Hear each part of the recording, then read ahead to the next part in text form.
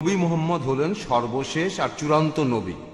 এই সর্বশেষ আর চূড়ান্ত কথাটার উপরে এত জোর দেওয়া হচ্ছে কেন? আপনারা নতুন কোনো নবীকে কি ভয় পাচ্ছেন?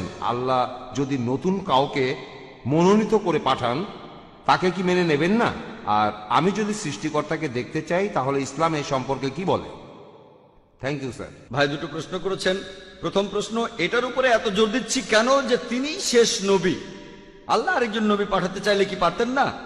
আর শেষ প্রশ্ন, যদি আমি আল্লাহকে দেখতে চাই তাহলে কি করব? আপনার এই প্রশ্নে পরে আসছি।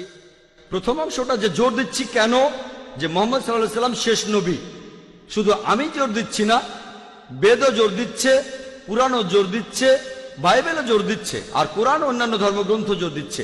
আল্লাহ পবিত্র কোরআনে বলেছেন, সূরা আহজাবের 40 নম্বর আয়াতে উল্লেখ করা হয়েছে, মা কানা মুহাম্মাদুন আবা আহাদিম মির রিজালিকুম ওয়ালাকিন রাসূলুল্লাহ ওয়া খাতামুন নবিয়্যিন ওয়া কানা আল্লাহু বিকুল্লি শাইইন আলিমা।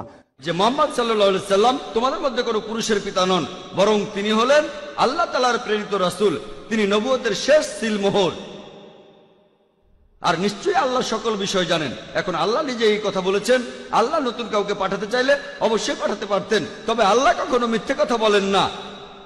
আল্লাহ কখনো মিথ্যে বলেন না। পবিত্র কোরআনে এই কথা উল্লেখ করা আছে।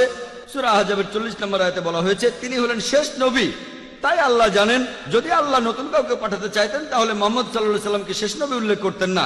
যেহেতু মুহাম্মদকে শেষ নবী বলা হয়েছে, আমি বিশ্বাস করেছি। আর আল্লাহ তাআলা তো ভবিষ্যৎও জানেন, আপনি আমি ভবিষ্যৎ জানি না, আল্লাহ ভবিষ্যৎ জানেন। তিনি বলেছেন মুহাম্মদই শেষ নবী, সেজন্য আমি সেটা বিশ্বাস করি। এখন আমাদের যেটা যখন প্রয়োজন, আল্লাহ তাআলা ঠিক সেটাই দিয়েছেন আমাদের। কিছু মানুষ বলে, আল্লাহ নবীকে কেন সৃষ্টির প্রথম দিনেই পাঠালেন না?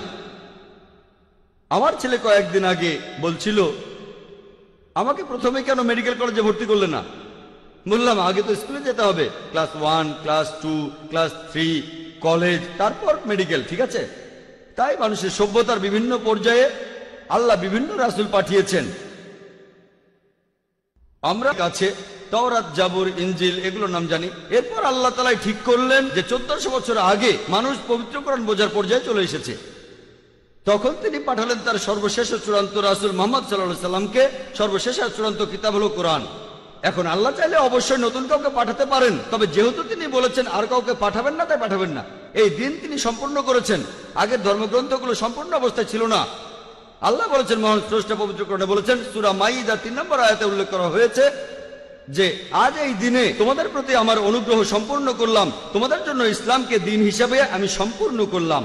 ইসলামকে দিন হিসেবে সম্পূর্ণ করার পর নতুন কিছু যোগ হবে না, অথবা এখান থেকে কোনো কিছু